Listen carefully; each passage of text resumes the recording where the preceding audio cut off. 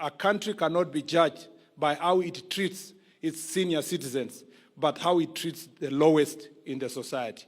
Your Excellency, ile kazi unafanya kuboresha magereza, kuboresha wale ambao wanafanya kazi chini, inamaanisha kwamba unatimiza ile mpango yako ya bottom up economic transformation agenda, na sisi kama idara tunafurahia kazi yako. Tunakushukuru Mheshimiwa Rais kwa mipango yote ya housing, ya health, ya mambo yote ambayo unafanya kuhakikisha kwamba hii idara na Wakenya wameweza kufaidika. Excellency, tunataka kukushukuru pia kwa sababu wakati ulipoingia katika serikali hii ulihakikisha ya kwamba kama vile uliwaahidi wa Kenya kwamba serikali yako itakuwa ni bottom up.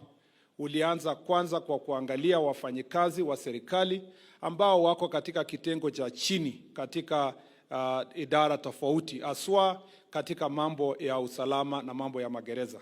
Mheshimiwa Rais, mpango yako hiyo katika ile jobokazi uliweka na ile ripoti ulipata, umetekeleza tayari, na hawa maafisa wamefurahi sana kwa sababu ya kazi yako.